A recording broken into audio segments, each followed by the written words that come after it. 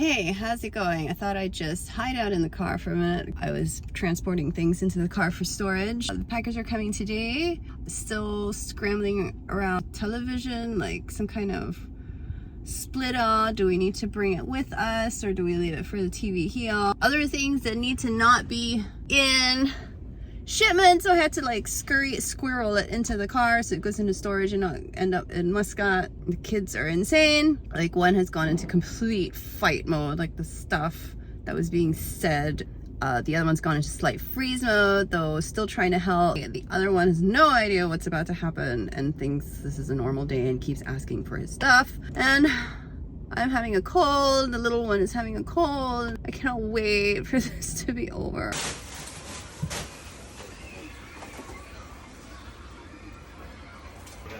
I feel like a duck. You know, you're so calm on the surface, but under the surface, your feet are going.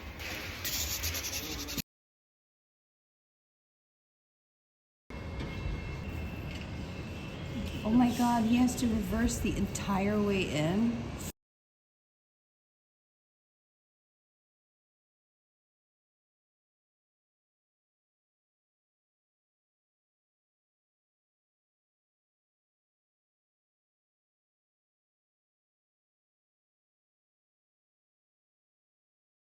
Taking food.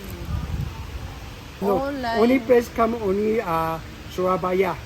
Surabaya. It's called the forest one. Yeah. So they bring to Tanjung Pinang, bring to Jakarta. Daun salam and the daun kunyit, one each. Back at the garden, we're leaving in a couple days, and we've had to come and sort out the garden. Actually, it's not we, it's someone else. And I'm just doing this with you. Our boxes left a couple days ago, and I was looking at someone else's stories. A friend of mine who is in the previous place that we were posted at, and you know, she's having a hard time saying, you know, all the goodbyes and going through that process of leaving a place that you've built your life, you've had your kids, you've had routines with them. This is the place that the kids grew up, and that's all they know. And it's hard, so she's going through it. And I was just telling her, you know, this stuff, we don't really talk about it enough. Everybody's really absorbed in the shine of it all, the excitement. Oh my gosh, you're gonna explore a new country, you know, you're gonna get a bigger car. I mean, coming from Singapore, yeah, of course you would get a bigger car and a bigger house, right? Which is always exciting and it's always great, but we have to remember that it's temporary, and then we come back to this like tiny flat and possibly no car. So there's all this shine associated with it, and we don't really talk enough about the trauma that comes inevitably when we return. And it's not like we don't want to come back. We do. There's excitement there because, you know, you get to see all the people that you've missed for the last 3 years. But we have to take into account that the place that we'd been living in for the last 3 years, where we built this life, we can't ever revisit it in the same context. And the kids have no idea. It's like they're being pulled out of their life, out of their control, like this one over here. And the closest thing I can liken it to, this feeling of leaving this old life, is heartbreak. That's the closest thing. I don't know which one's worse. That sort of cavern in your chest that creates. It's kind of like that. Compartmentalizing it, poof, that does not help. The whole idea of, you know, the next thing is going to be great. You're going to go to a new school. You know, as a child, they tell you this. Stuff is bullshit. If you are going to try and compartmentalize this thing, it will bite you in the butt. So if you're going to rush yourself into not feeling something, compartmentalizing, keeping yourself busy, and then, you know, thinking that you've moved on, but you've not actually processed stuff. And not to say that you will be 100% okay. Even with TCKs, I don't think you'll ever 100% be okay. There will be times when things, you know, trigger you and you revisit these things. But for the most part, you really do want to not compartmentalize and really give yourself time to actually feel like shit, because it makes you feel like shit. But you're coming back, you know, you're gonna get maybe you can work again, and you know, you can have your own life, and you can eat whatever you want, and yes, all that is good and it is correct. But when we moved away, we left as person A version 1. And the place that you leave, your home or wherever it is also version 1. You leave for 3 years, people are, you know, life is moving, your life is moving, life here is moving.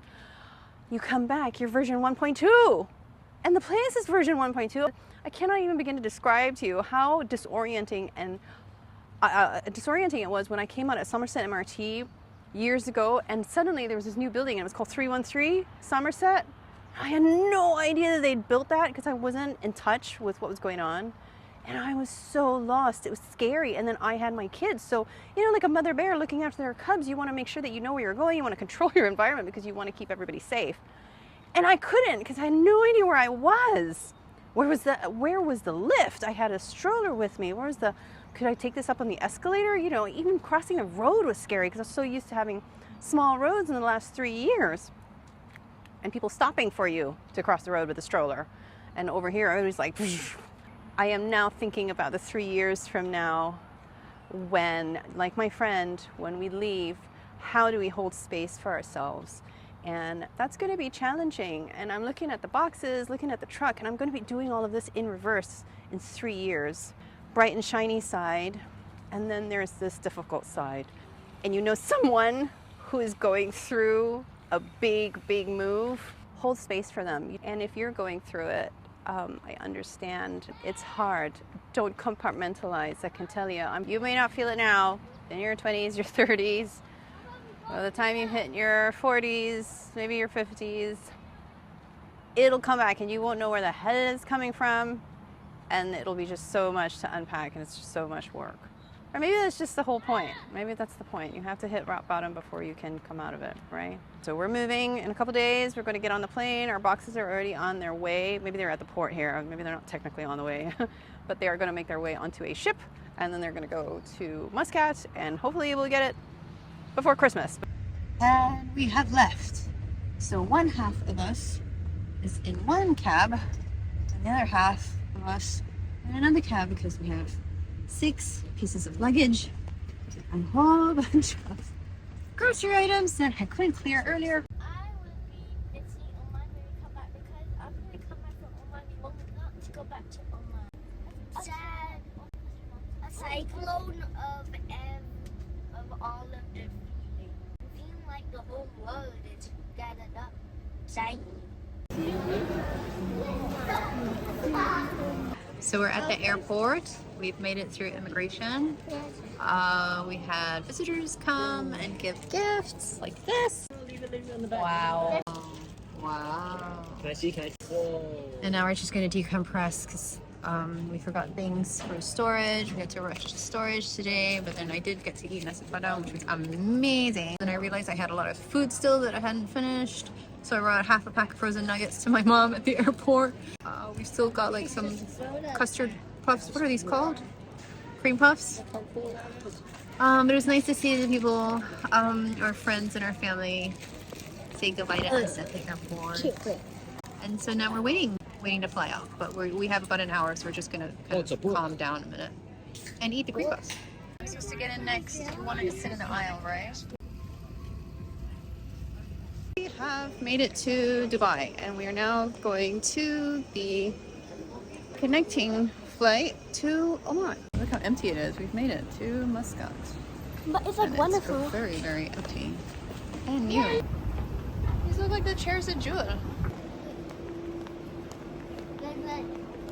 Red.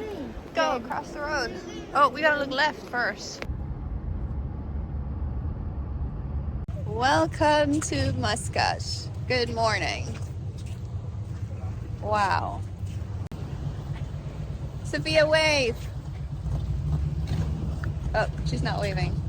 She's not in the mood. So we have just moved from the hotel to the place that we're gonna live in for the next 3 years. They call it villas here.